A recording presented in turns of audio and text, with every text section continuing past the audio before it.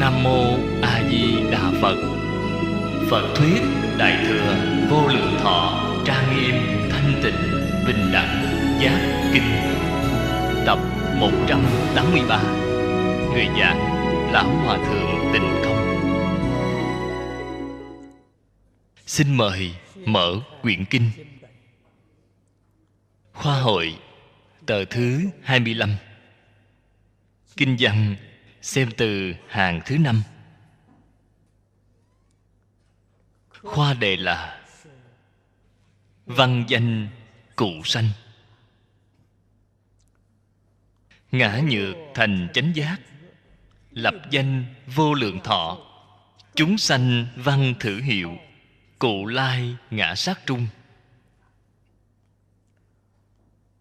Bắt đầu xem từ bài kệ này.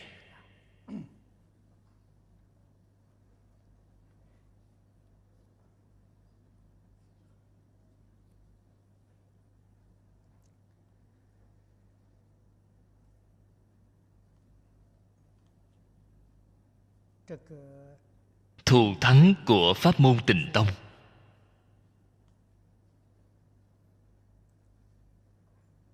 Vượt hơn tất cả các pháp môn khác.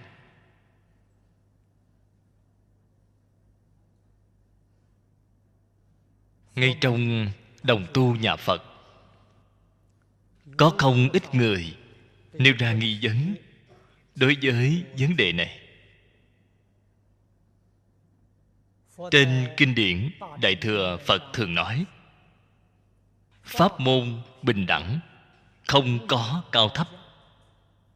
Tại vì sao cứ tán thán tịnh độ? Lý do ở chỗ nào?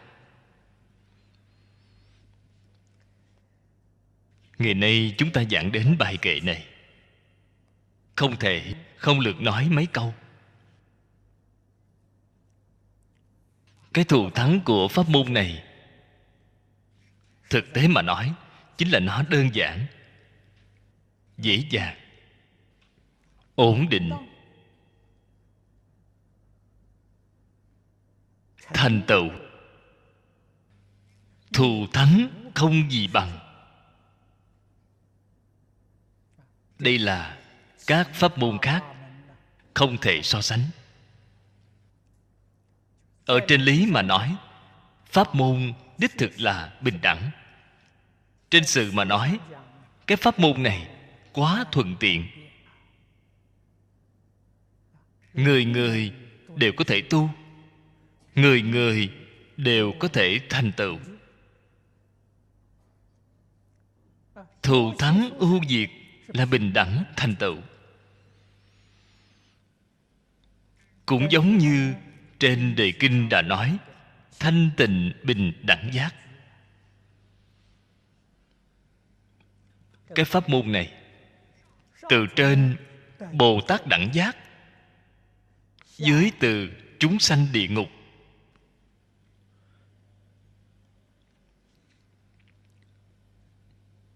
đều có thể thọ trì, đều có thể học tập. Người không phân quý tiện trí ngu. Không như có một số pháp môn khác, đối với thường căn lợi trí, trung hạ căn thì cảm thấy khó khăn. Có một số pháp môn thuận tiện đối với hạ căn, thượng căn thì trái lại không thể được lợi ích. Cho nên người xưa thường nói pháp môn này là phổ nhiếp ba căn, lợi độn đều thâu. Đặc biệt là ở vào cái thời đại hiện đại này của chúng ta,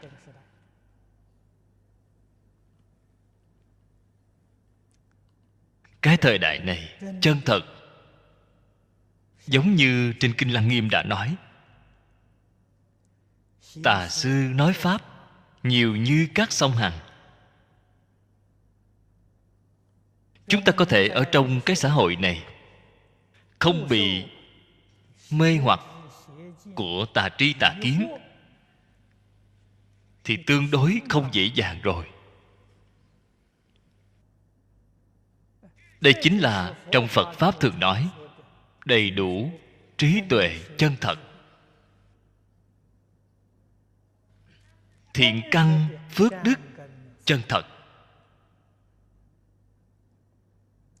Nếu như đối với pháp môn này có thể có lòng tin kiên cố, không chút nghi hoặc, đương nhiên sự việc này rất khó. Chúng ta thường nói phải xây dựng lòng tin kiên cố, cần phải đầy đủ một cái ngay trong hai điều kiện. Cái điều kiện thứ nhất, thâm nhập kinh tạng. Bạn đối với tất cả kinh luận của Phật Đà, những đạo lý đã nói ra phải thông đạt tường tận.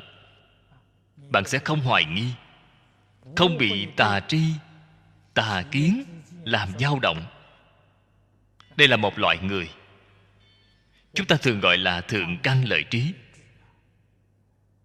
Loại người thứ hai, họ tuy là không có trí tuệ, không thể nào thông đạt kinh luận của Phật Pháp, thiện căn của họ sâu dày. Con người này hiếu thiện hiếu đức, sau khi tiếp xúc Phật Pháp, họ liền có thể kiên định tín tâm, thành tựu tín nguyện, cũng sẽ không bị xã hội dẫn sai đường, sẽ không đọa ở trong tà tri tà kiến. Thiện căn phước đức sâu dày. Hai loại người này ngay trong một đời này chắc chắn thành tựu. Cũng giống như người xưa gọi pháp môn này là người đương cơ, không thuộc về hai loại người này. Ngay trong đời này có thể thành tựu hay không, vậy thì phải xem duyên phận. Ngày xưa Đại sư Thiền Đạo nói rất hay, luôn là ở duyên ngộ không đồng. Câu nói này nói được rất hay. Nếu như họ có thể gặp được duyên phận tốt, gặp được thiện tri thức tốt, gặp được đạo tràng tốt, đạo tràng như lý như pháp, gặp được đồng tham đạo hữu tốt, họ liền thành tựu. Nếu không thể gặp được, họ cũng tùy theo sống mà trôi đi, cũng chắc chắn là trống qua một đời này.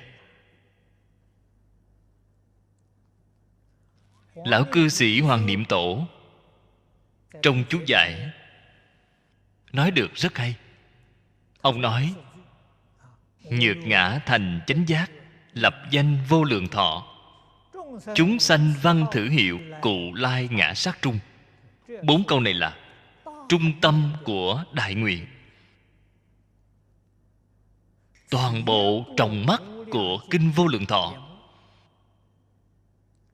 diệu thủ của 10 phương Như Lai độ chúng sanh, bảo thuyền của tất cả chúng sanh, siêu diệt 6 cõi luân hồi. 4 câu nói này họ nhận biết không dễ dàng. Nếu không phải là người tái sanh,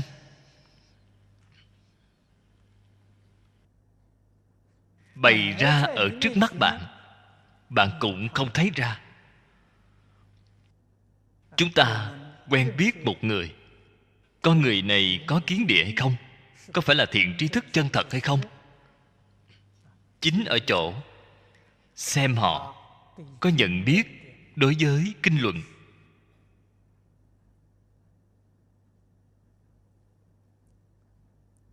Bốn câu này chính là tổng kết của 48 nguyện. 48 nguyện chính là từ bài kệ này mà diễn giải ra, triển khai ra. Toàn bộ Kinh Vô Lượng Thọ chúng ta biết là từ 48 nguyện diễn giải ra, lại hướng lên trên mà mở rộng. Một bộ Đại Phương Quảng Phật Hoa Nghiêm Kinh chính là diễn giải của Kinh Vô Lượng Thọ. Thế Tôn 49 năm đã nói một Đại Tạng giáo, chính là diễn giải của Đại Phương Quảng Phật Hoa Nghiêm Kinh. Từ diễn giải quay đầu lại, vừa quy nạp đến sau cùng chính là 4 câu này.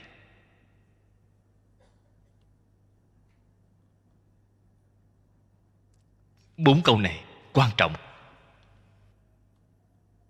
Nếu ta thành chánh giác, ta là A Di Đà Phật tự xưng. Ngài nói, giả sử Ngài thành được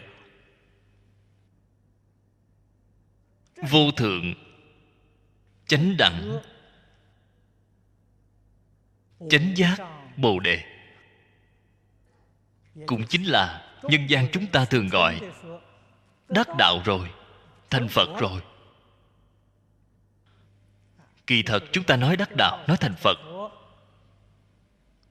cái danh từ này rất chung chung, rất hàm hồ.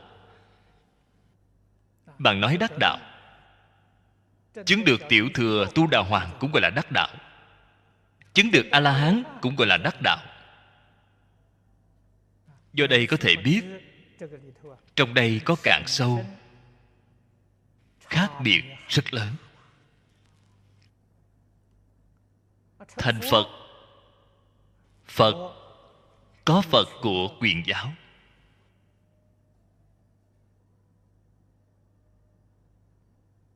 có Phật trong thật giáo. Đồng tu quen thuộc Phật Pháp Đại Thừa đều biết. Viên giáo sơ trụ Bồ Tát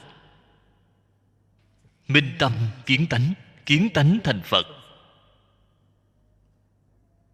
Họ là Phật thật, không phải là Phật giả. Trong Phật thật có 42 vị thứ, cũng chính là nói 42 giai cấp.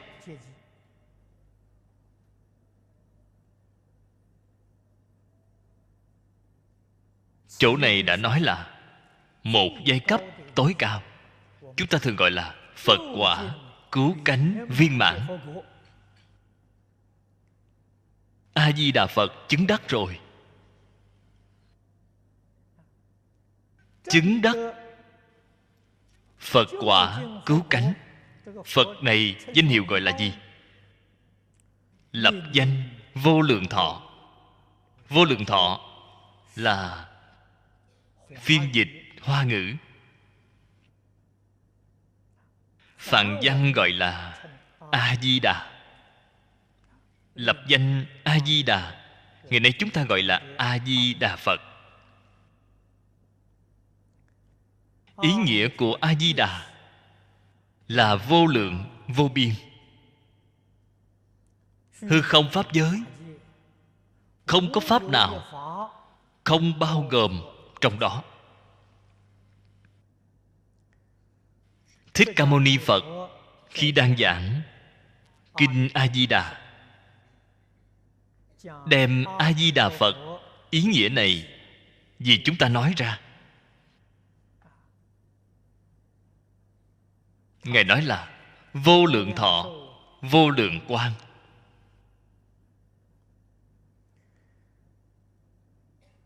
Phật nói ra hai danh hiệu này, chúng ta phải có thể thể hội. Vô lượng quang, quang là quang minh biến chiếu, là nói không gian. Thọ là nói quá khứ, hiện tại, vị lai, là nói thời gian. Hay nói cách khác, vô lượng thọ cùng vô lượng quang, chính là người hiện tại chúng ta gọi là thời gian cùng không gian. Các vị tưởng tượng, có pháp nào ở ngoài thời không không? Không có pháp nào có thể siêu vượt thời không. Thời không bao gồm tất cả pháp. Do đây có thể biết vô lượng thọ, hoặc giả gọi là vô lượng quang, hoặc giả gọi là A Di Đà, chính là tổng danh xưng của tất cả pháp hư không pháp giới, vô lượng vô biên.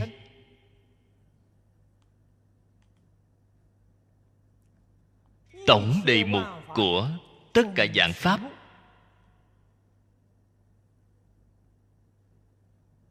Trung Quốc khoảng năm Càn Long đem thư tịch của Trung Quốc từ xưa đến nay, đem nó trùng tân chỉnh lý, phân loại, biên tập thành một bộ đại tòng thư, đặt cho một cái tên gọi là Tứ Khố Toàn Thư.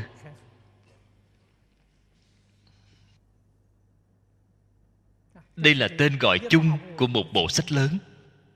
Do đây có thể biết A Di Đà Phật ở trong Phật Pháp cũng giống như cái danh hiệu Tứ Khố Toàn Thư vậy. Không chỉ Thích Ca Mâu Ni Phật đã nói ra 49 năm, không thể nào ra ngoài phạm vi này. Mười phương ba đời, tất cả chư Phật trong Phật Kinh đã nói trần thuyết sát thuyết. Vô lượng kiếp đến nay, vì sao còn có vô lượng kiếp? Nói ra tổng đề mục của tất cả pháp thì gọi là A Di Đà Phật. Như vậy chúng ta mới hiểu rõ, mới chân thật thể hội.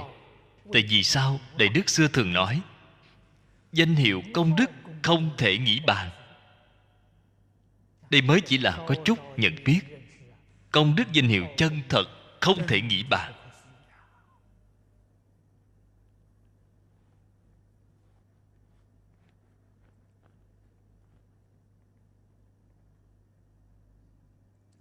Phía sau nói chúng sanh văn thử danh hiệu Cụ Lai Ngã Sát Trung. Hai câu nói này vô cùng quan trọng.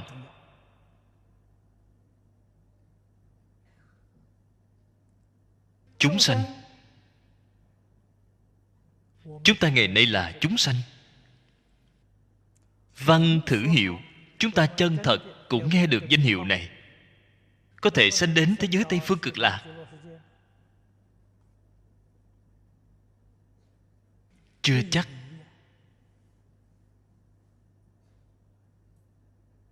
Rốt cuộc việc này là tại vì sao vậy? Then chốt ở cái chữ văn này.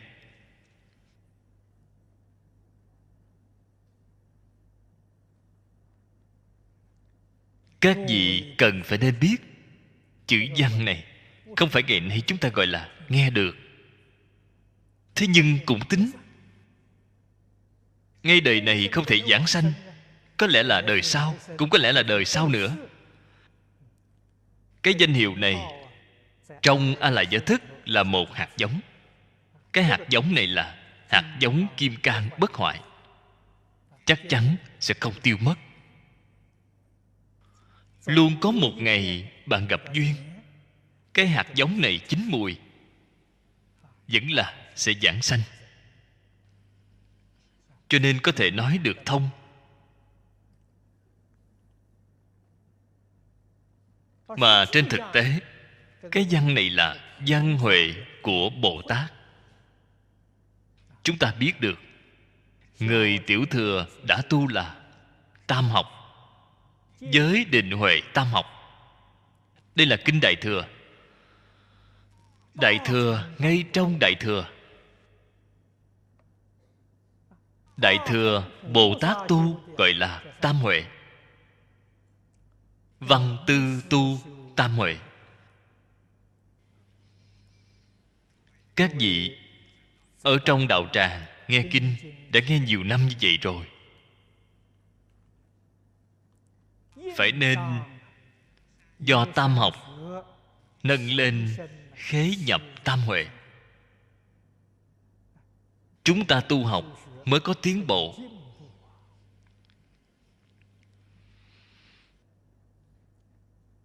Văn tư tu là ý nghĩa gì?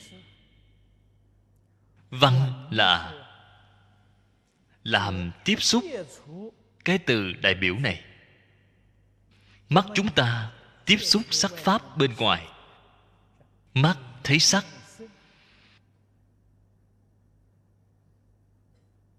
Nó không dùng kiến, nó dùng văn, dùng một chữ này làm đại biểu. Mắt thấy tất cả sắc, tai nghe tất cả tiếng. Văn làm đại biểu tiếp xúc. Mũi ngửi tất cả mùi hương. Lưỡi nếm tất cả vị đạo. Thảy đều dùng một chữ này làm đại biểu. Sáu căn tiếp xúc cảnh giới sáu trần gọi là văn. Văn đại biểu tiếp xúc. Tư là cái ý gì? Tư là đại biểu tường tận. Người thông thường chúng ta, nếu như gặp phải một vấn đề khó, nói với bạn, bạn cố gắng nghĩ tưởng, nghĩ ngợi một chút thì tường tận. Thế nhưng trong tam huệ đại thừa không cho phép bạn nghĩ. Bạn vừa nghĩ chính là bạn rơi vào trong ý thức rồi. Đó chính là phân biệt chấp trước. Vậy thì sai rồi. Không có vọng tưởng phân biệt chấp trước. Vừa tiếp xúc liền tường tận, liền thông đạt. Đây gọi là tư huệ. Tu huệ từ chỗ nào mà nói? Tu huệ từ chắc chắn không mê hoặc. Đối với tất cả các pháp không mê, không tà, không nhiễm. Đây gọi là tu huệ. Đích thực rõ ràng, quyết không có mê tà nhiễm.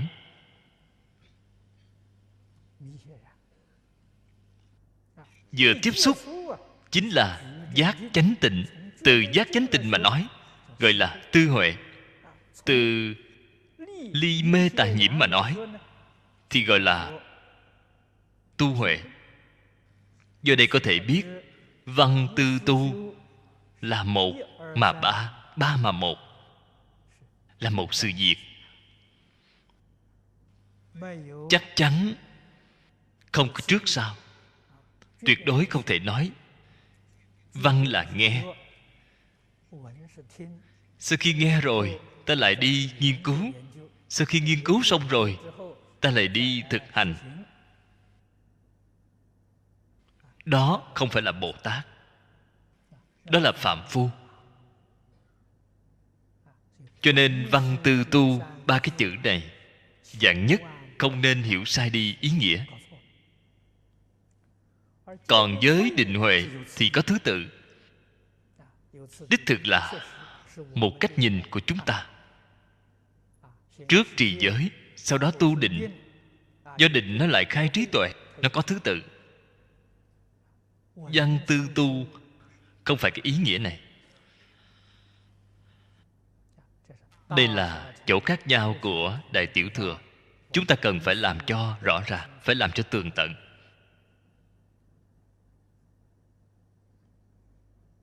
Vừa rồi tôi nói chúng ta đã học nhiều năm như vậy rồi, đối với Phật Pháp cũng biết được đôi chút.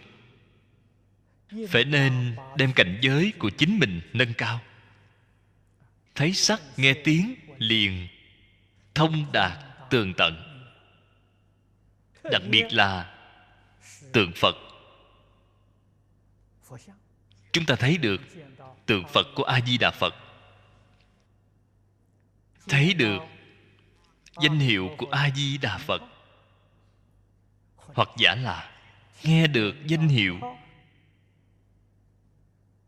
lập tức liền phải thông đạt tường tận hàm nghĩa trong cái danh hiệu này.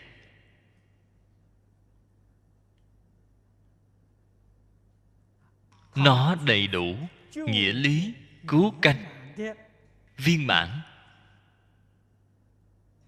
vô lượng thọ, vô lượng quang, vô lượng thanh tịnh, vô lượng trí tuệ, vô lượng trang nghiêm. Tất cả đều là vô lượng của vô lượng.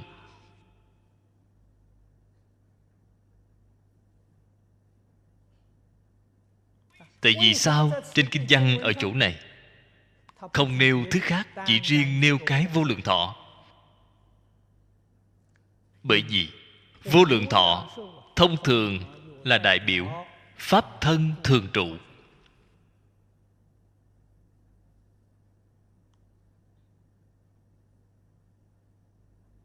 Đồng tu học Phật thường hay đọc thấy trên kinh điển thanh tịnh pháp thân Phật, viên mãn báo thân Phật, thiên bá ức hóa thân Phật.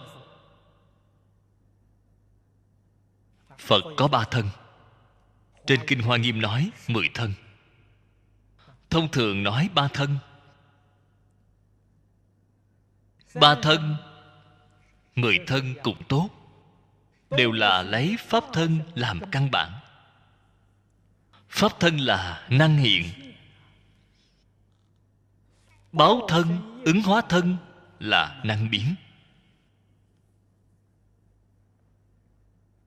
Nó có cái căn bản. Căn bản là pháp thân. Căn bản là thân thật của chính chúng ta. Nhà Phật tu học không có mục đích gì khác, chính là dạy chúng ta khẳng định nhận biết thân thật của chính mình. Thiền Tông thường nói, mặt mũi trước khi cha mẹ chưa sanh ra. Nếu bạn hôm nào tìm ra được mặt mũi trước khi cha mẹ chưa sanh ra, vậy thì chúc mừng bạn. Bạn liền thành Phật rồi. Bạn chân thật thành Phật, không phải là giả. Ở trong Pháp môn Đại Thừa nói, bạn chứng được pháp thân. Bổn lai diện mục chính là pháp thân của chính mình. Pháp thân ở chỗ nào? Pháp thân không nơi nào không tồn tại, không lúc nào không tồn tại.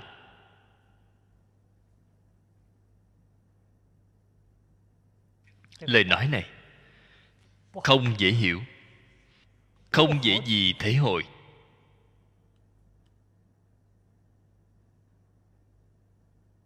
Đây là đạo lý rất sâu, rất rộng. Thế nhưng lý có sâu hơn, đều ở ngay trong cuộc sống thường ngày của chúng ta.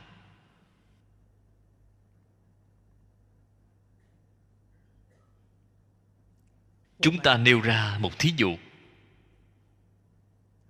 Bạn từ cửa của giảng đường đi đến giảng đài.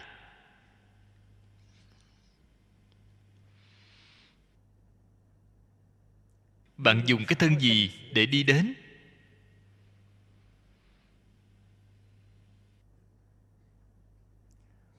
Nếu như bên đây có một cái máy quay phim, bạn từ bên đó đi đến giảng đài. Máy ghi hình bên cạnh ghi hình bạn. Dùng hình ảnh của phim thì dễ dàng thể hội. Vì sao vậy? Vì phim gốc từng tấm từng tấm.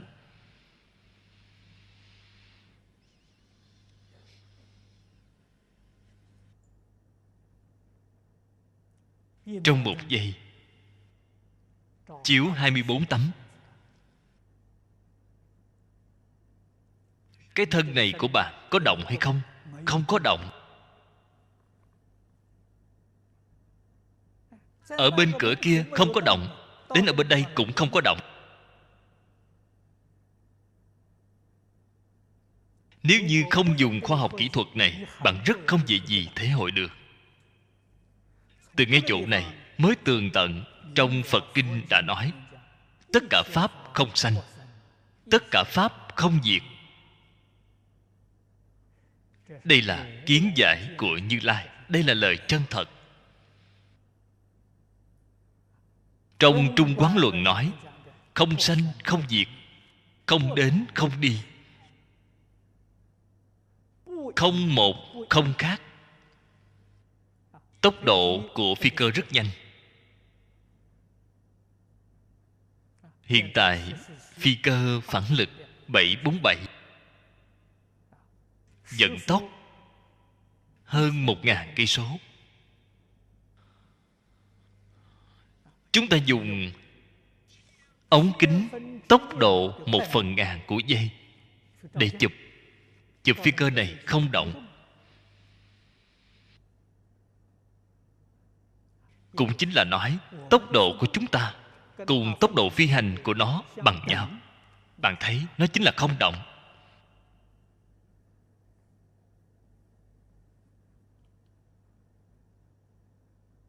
Đây là một hiện tượng vật lý. Những hiện tượng này ở nhà Phật gọi là phàm sở hữu tướng, giai thị hư vọng. Không phải thật. Sau đó nói với bạn: 10 pháp giới y chánh trang nghiêm, như mộng huyễn bào ảnh, như lộ diệt như điện, ưng tác như thị quán. Bạn cho rằng đây là thật thì bạn đã thấy sai rồi. Chân thật là thế nào? Chân thật là pháp thân, vĩnh viễn bất biến. Pháp thân là thân thật. Chúng ta từ ngoài cửa đi đến chỗ này, thân của bạn đang đi di động. Di động có phải thân đang di động? Chúng ta cho rằng thân ta đang di động, kỳ thật không phải. Chân tướng là gì? Chân tướng là sát na sanh diệt.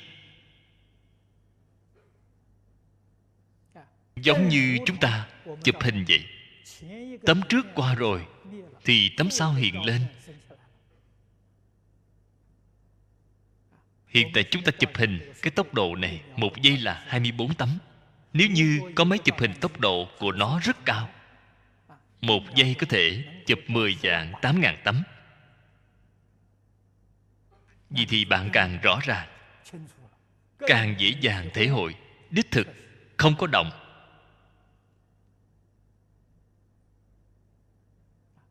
Chỉ là cái tướng này đang sanh diệt. Sát na sanh diệt. Tốc độ của sanh diệt tuyệt đối không chỉ 1 giây 10 vạn 8.000 tấm. Nếu chiếu theo trên Kinh Nhân Dương, Phật nói với chúng ta, một khẩy móng tay có 60 sát na. Một sát na có 90 lần sanh diệt. Vì hôm nay chúng ta khẩy được nhanh, 1 giây có thể khẩy được 4 lần. 4 nhân 60 rồi lại nhân 900 thì có ra 2 lần 10 vạn 8.000. 1 giây 2 lần 10 vạn 8.000 sanh diệt.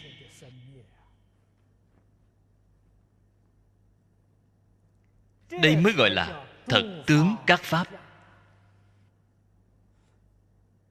Chánh báo cái thân này như vậy, hoàn cảnh y báo cũng là như vậy.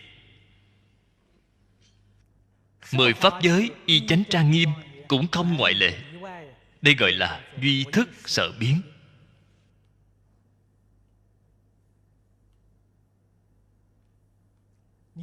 Bạn từ ngay chỗ này thể hội được,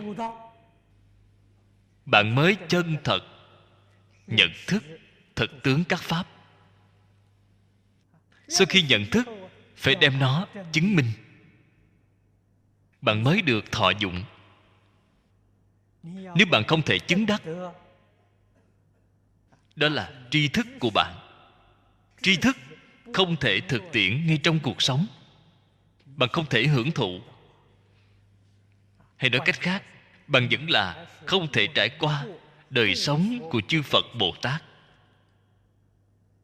Bạn cần phải đem nó chứng thật, bạn mới có thể được đại tự tại, giống như chư Phật Bồ Tát.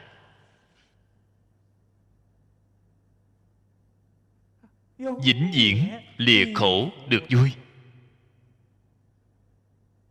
Đây đều là lời thật.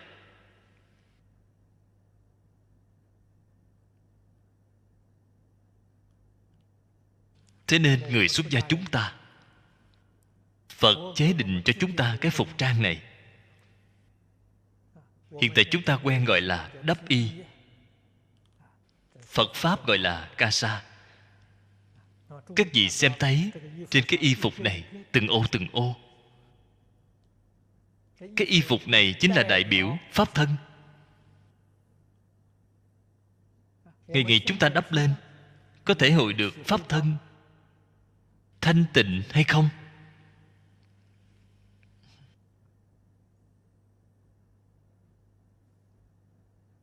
Đời đời truyền nhau.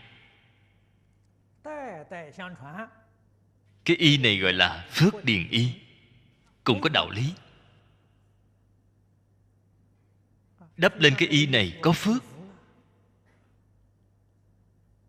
Thế nhưng bạn phải hiểu rõ đạo lý,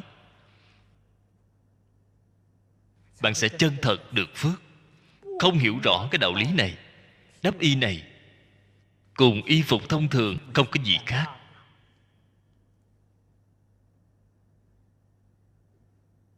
Đạo lý gì vậy? Bạn xem mỗi một ô đều như nhau. Đều như nhau đại biểu gì? Đại biểu bình đẳng. Nhiều ô như vậy đại biểu cái gì? Ngày nay chúng ta gọi là chủng tộc khác nhau, văn hóa khác nhau, tôn giáo khác nhau, cõi nước khác nhau. Có thể chân thật tường tận, bình đẳng, lớn như nhau, không có lớn nhỏ, không có cao thấp. Bạn liền có phước. Bạn có thể cùng tất cả chúng sanh hòa thuận cùng ở chung, bình đẳng đối đãi. Con người này liền có phước báo, cho nên gọi là phước điền y. Cái y phục này khoác lên trên người, còn có tôi lớn hơn anh nhỏ hơn tôi, bạn không có phước. Bạn điên đảo rồi.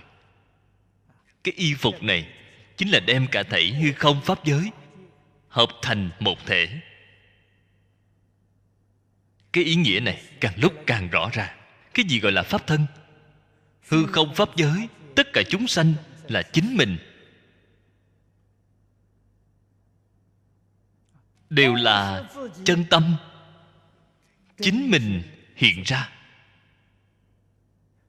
Tám thức biến hiện. Đây là lời thật. Cái đạo lý này rất sâu, rất sâu. Duy thức Pháp tướng tông chuyên môn nói rõ cái hiện tượng của sự thật và lý luận này.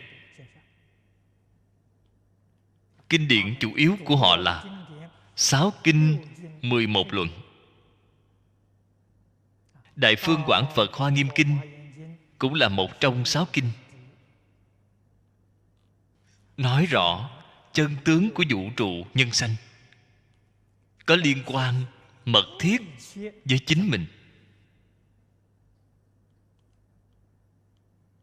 Cổ thánh tiên hiền thường hay dạy bảo chúng ta đối với người như chính mình, đối với người cũng giống như đối với chính mình vậy. Cho nên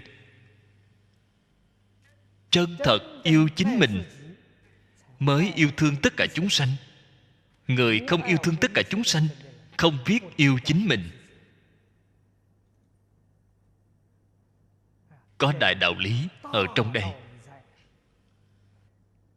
Cho nên Bồ Tát Pháp Tạng thành Phật, lập danh A Di Đà, chính là lập danh vô lượng thọ. Chúng sanh văn thử hiệu. Chúng sanh có trí tuệ, vừa nghe liền thông đạt tường tận. Trong danh hiệu hàm chứa nghĩa thú, họ liền thông đạt tường tận. Họ liền có thể đem tư tưởng quan niệm chuyển biến, khế nhập cái cảnh giới này.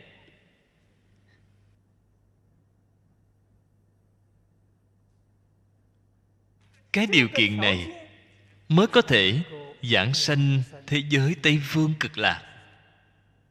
Cho nên nói Cụ Lai Ngã Sát Trung.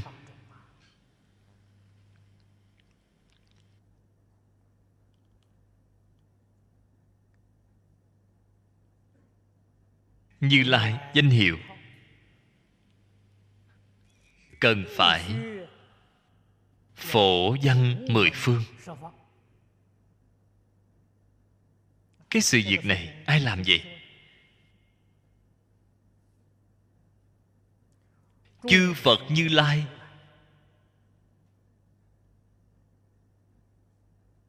gánh vác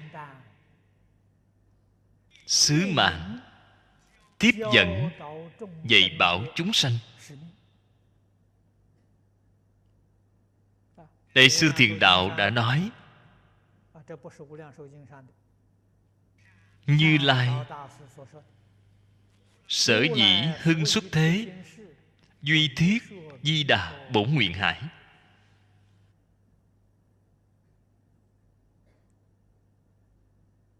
Đại sư Thiền Đạo đã nói, Như Lai không phải chuyên chỉ Thích Ca Mâu Ni Phật.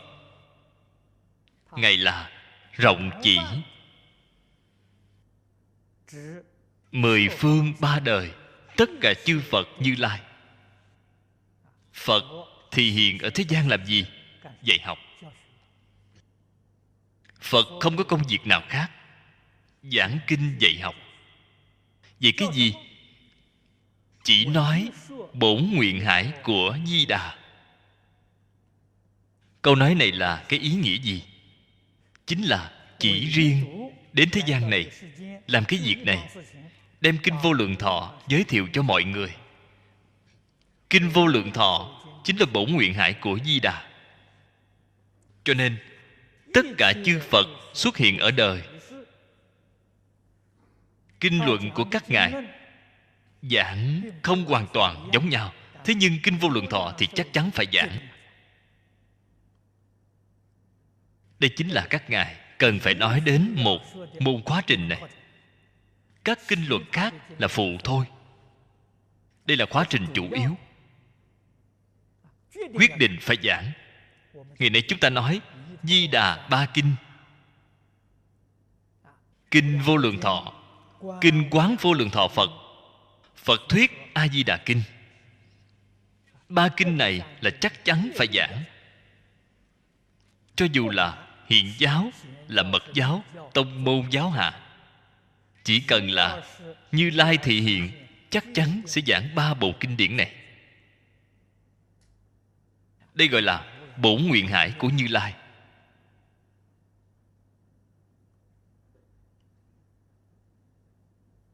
Phật giúp đỡ tất cả chúng sanh ở ngay trong một đời viên mãn thành Phật, chính là cái pháp môn này. Tại vì sao lại nói nhiều pháp môn như vậy? Đó là căn tánh chưa chín mùi. Đây là nhà Phật thường nói, Phật không độ người không có duyên. Câu nói này không nên hiểu lầm ý nghĩa. Cái gì gọi là vô duyên? Vô duyên là căn tánh chưa chín mùi. Bạn khuyên bảo họ, giảng dạy với họ, họ không thể hoàn toàn tiếp nhận. Đây gọi là vô duyên. Tuy không thể tiếp nhận cũng giảng. Cùng có duyên với bạn, không có duyên thì kết duyên với bạn. Ngay đời này không thể thành tựu thì đời sau, đời sau vẫn không thể thành tựu thì đời sau nữa. Phật độ hóa chúng sanh rất có lòng nhẫn nại, đời đời kiếp kiếp quyết không bỏ bạn. Phật thị môn trung, bất xả nhất nhân. Đạo lý chính ngay chỗ này. Không giống như chúng ta không có lòng nhẫn nại. Các ngài rất có lòng nhẫn nại. Lòng nhẫn nại của các ngài là không có bờ mé.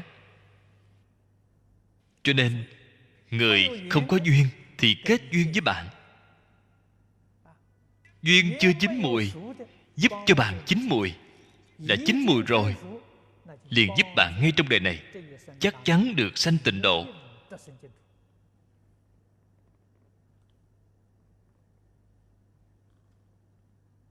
Đây là tổng cương lĩnh, tổng nguyên tắc. Phật giúp đỡ tất cả chúng sanh. Chúng ta phải nên biết. Không những phải nên biết, chúng ta phải học tập. Chúng ta mới biết được làm thế nào giúp đỡ tất cả chúng sanh trên cái thế giới này.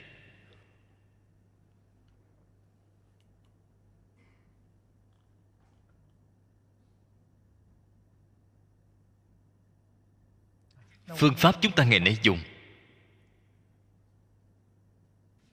Bước thứ nhất, vì tất cả chúng sanh giới thiệu Phật Pháp, nhận thức Phật giáo. Đây là bước thứ nhất.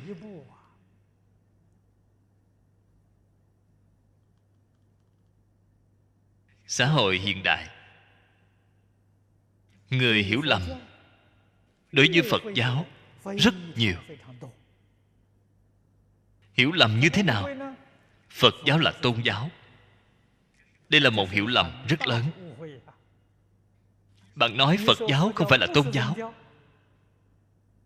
người ta ngược lại trách móc chúng ta, nói chúng ta vô tri. Vì sao Phật giáo không phải là tôn giáo? Toàn thế giới đều thừa nhận nó là tôn giáo. Vì sao ông có thể nói nó không phải là tôn giáo?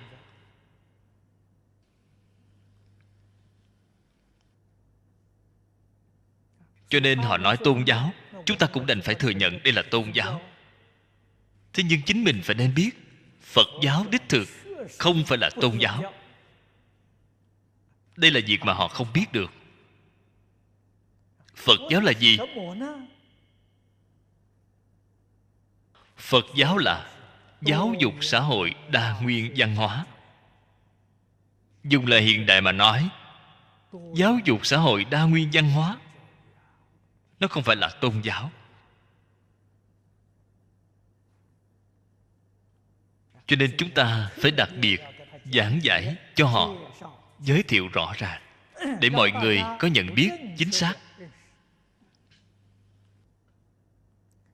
Không chỉ muốn họ nhận biết Phật giáo, hơn nữa còn phải nhận biết tôn giáo.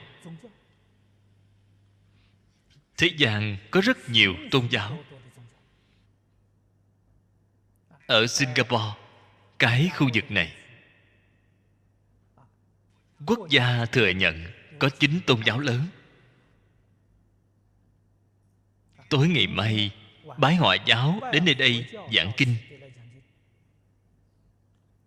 Bái Họa giáo vào thời xưa Trung Quốc gọi là Áo giáo, cũng là truyền đến Trung Quốc vào triều nhà Đường. Rất đáng tiếc hiện tại Trung Quốc đã không còn. Nhân số của họ rất ít. Tín đồ ở trên toàn thế giới tổng cộng chỉ có 150.000 người. Ở Singapore đại khái có 150 mấy người. Người tuy là ít, theo tôi thấy ra, trong bao gồm tất cả các tôn giáo, đoàn kết nhất là họ. Họ hơn 150 người, giống như một gia đình vậy. Một đại gia đình, vô cùng hòa thuận. Đón Tết năm rồi, họ mời tôi đến tham gia hội họp của họ. Tôi xem thấy được sự đoàn kết của họ, tôn kính lẫn nhau, thương yêu lẫn nhau. Tôi xem thấy rất là cảm động. Việc này trong các tôn giáo khác chúng ta rất ít có thể xem thấy được.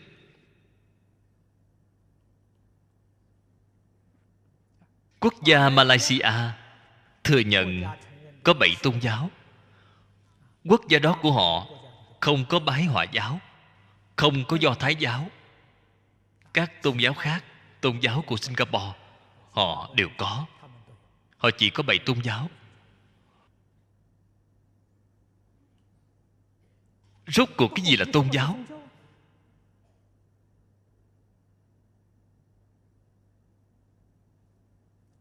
Ngày trước Hứa Triết ở nơi đây nói rất hay.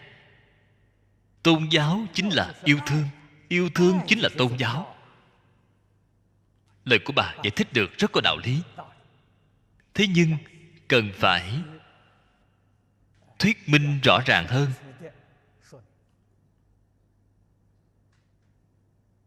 Chúng ta xem thấy nhà Phật thường nói Phật giáo là từ bi vi bổn, phương tiện vi môn. Phật giáo là gì? Từ bi.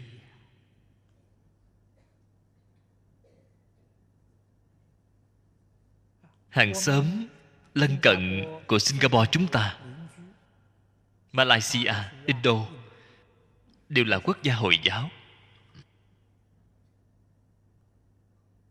Người tín ngưỡng Hồi giáo rất nhiều. Kinh Cô-rang của Hồi giáo tôi cũng thường đọc. Câu thứ nhất của mỗi đoạn kinh văn: A-la đích thực là nhân từ. Cho nên căn bản của họ là nhân từ. Căn bản của Phật giáo là từ bi. Lại xem qua các tôn giáo khác như Tân Cựu Ước Toàn Thư, Thượng Đế ái thế nhân, Thần ái thế nhân. Chúng ta tổng hợp tất cả các tôn giáo đề ra 4 chữ: nhân từ bác ái. Nhân từ bác ái chính là tôn giáo.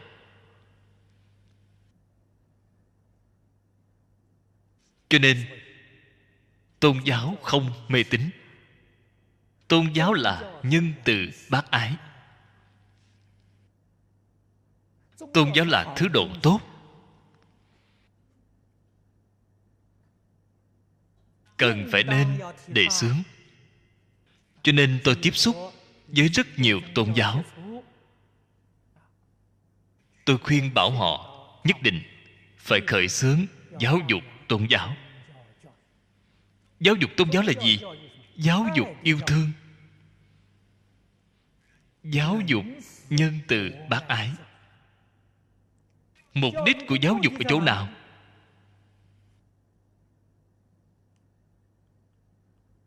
Dùng cái kỳ vọng mọi người, xã hội hiền tiền chúng ta. Mục đích của nó, cái thứ nhất, thế giới hòa bình. Cái thứ hai, xã hội an định. Cái thứ ba, nhân dân hạnh phúc. Ở trong Phật Pháp chỉ có một câu: lìa khổ được vui.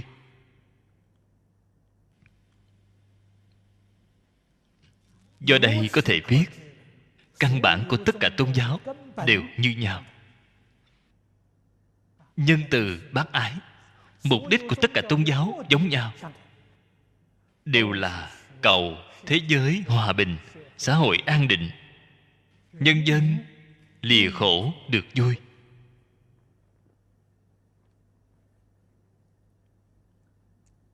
Thế nên tôn giáo có lý luận đoàn kết.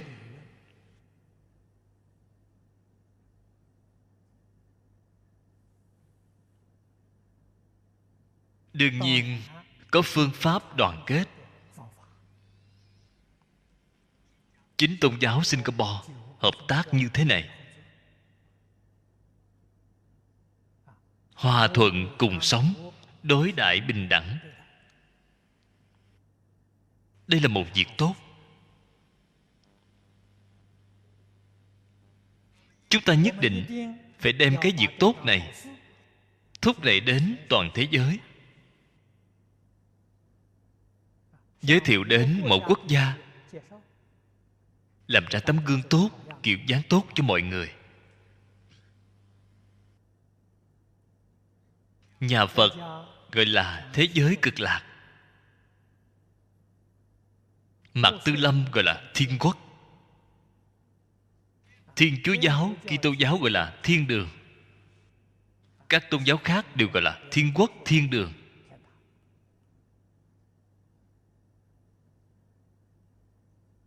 Tất cả đều là khuyên người làm thiện, vi thiện tối lạc.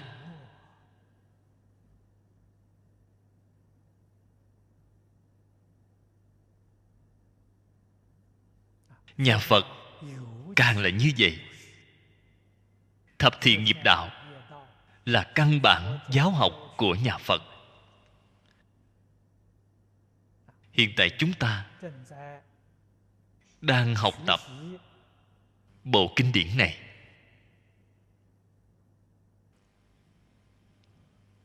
Pháp môn Tịnh Tông không thể rời khỏi 10 thiện. Vì sao vậy? Ở trên kinh Phật giới thiệu, giảng cho chúng ta nghe rất rõ ràng. Cái thế giới đó đều là chư thượng thiện nhân câu hội nhất xứ. Nếu như tâm của chúng ta bất thiện, Phật niệm được tốt hơn cũng không thể giảng sanh. Phật hiệu nếu niệm được tốt, 10 thiện chắc chắn đầy đủ. 10 thiện không đầy đủ, vậy thì cái niệm Phật đó là giả, không phải là thật. Không phải thật niệm. Cái niệm Phật đó mỗi câu chỉ là nịnh A-di-đà Phật, lấy lòng A-di-đà Phật, giữ tâm không tốt, vậy thì không thể giảng sanh. Cho nên nhất định phải thật làm. Thật làm, vậy thì chắc chắn tương ưng. Đây là trong Phật Kinh thường nói, nhiều thiện căn, nhiều phước đức, tất sanh tịnh độ, tất chứng Bồ Đề, thù thắng viên mãn, phương tiện cứu cánh. A-di-đà Phật làm Phật, cho nên dùng cái danh hiệu này. Cái danh hiệu này dụng ý vô cùng sâu rộng. Cẩn dịch Vọng Tây Cư Sĩ. Địa chỉ email vongtaicư sĩ@gmail.com. Người đọc Hạnh Quang. Phát tâm cúng dường do gia đình Phật tử Thiện Chân thành kính cúng dường. Nguyện cả thảy chúng sinh đều tín niệm Di Đà, đồng cầu sanh về nước Cực Lạc. Nguyện đem công đức này trang nghiêm cõi nước Phật, trên đền 4 ân nặng, dưới cứu khổ 3 đường. Nếu có ai thấy nghe, đều phát tâm Bồ Đề, hết một báo thân này, đồng sanh về nước Cực Lạc. Nam mô A Di Đà Phật.